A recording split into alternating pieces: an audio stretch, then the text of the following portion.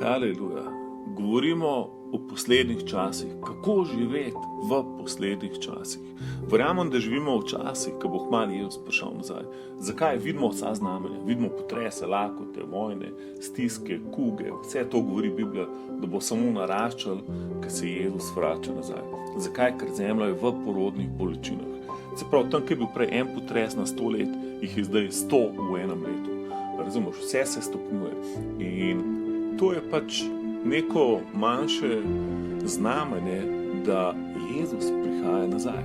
In zadnje znamenje, preden pride, pa evangelij bo pridigan v vseh etničnih skupinah, v vsakem narodu in potem pride konec. In evangelij še nikoli bo toliko razširjen, kot je zdaj. Tako da zadeva napreduje. Znanje bo napredovalo v poslednjem času. Torej, kako znanje eksponentno napreduje v zadnjih par letih, je osupljivo. Če imaš ti 4 leta star kompjuter, ga že lahko skoraj stran vržeš.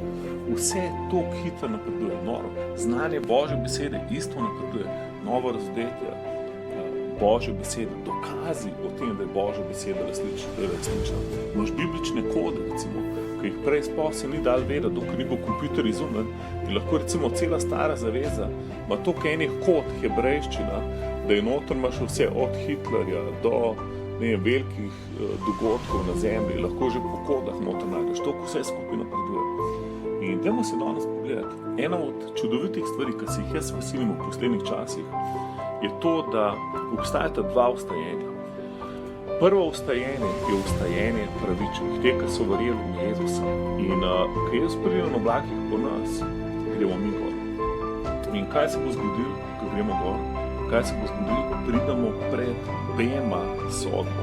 Bema sodbo, pomeni, to je sodba, na kateri se ne določa, da boš preživel večnost v nebesih ali v peklu, ampak se določa, koliko nagrad boš dobil. S koliko nagradam boš vstopil v večnost. Zakaj? Ker odrešen si že. Ti si že prišel iz sodbe v življenje. Zakaj? Ker veruješ v Jezusa. In zdaj, na tej sodbi, to je podobno, kot če si predstavljaš atlete, tekmujejo, ki teče najhitrejši, dobi zlato medaljo. Ko pridemo na tole sodbo vernikov, se pravi na sodbo, kjer se delijo nagrade, bo pa štelo to, kar je Bog čez tebe naredil. Zato je to pomemben.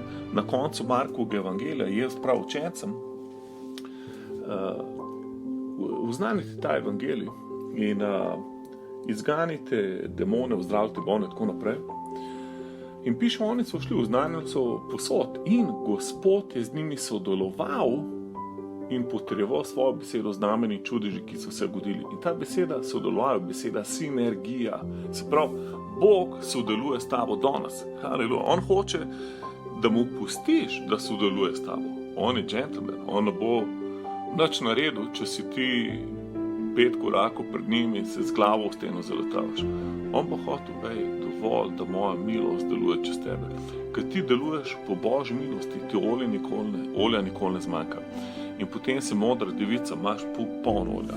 Ti si človek, ki mu vrata ne škripajo, vedno si na olje, nikoli ne rataš utrujen, živčen, jezen na ljudi in odvržeš puško v koruzo. Zakaj? Ker se ne trudiš sam, haleluja, ampak pustiš njemu, da deluje čez tebe. Dajmo se en citat pogledati. 1 Korinčanom 3:11. Drugega temelja namreč nihče ne more položiti na mesto tistega, ki je že položen, in ta je Jezus Kristus. Če bo kdo na tem temelju zida zlato, srebro, dragocene kamne, les, seno ali slamo, delo vsakega bo postalo vidno. Razkril ga bo namreč dan, ki se bo razdelil z ognjem. In ogenj bo preizkusil, kakšno je delo tega ali onega. Kdor bo gradil na temelju, bo prejel plačilo, če bo njegovo delo zdržalo. Tisti pa, čigar delo bo zgorelo, bo trpel škodo. Sam se bo sicer rešil, vendar kakor skozi ogenj. Se pravi, vse, kar si naredil na temelju Jezusa Kristusa, boš dobil nagrado. Haleluja. Oče, mi ti danes dajemo svoje srce, svoje življenje. Nočemo delati sam. Hočemo delati na temelju Jezusa Kristusa. Gospod, deluj skozi nas v tem delu. Deli stvari, da bomo osupli, da bomo gledali, haleluja, noro, kako je Bog mogoče, kaj vse dela čez mene. Bog te ful blagosloveni. Uživite v Božji prisotnosti. Dovolite Božji ljubezni in milosti, da teče danes čez vas.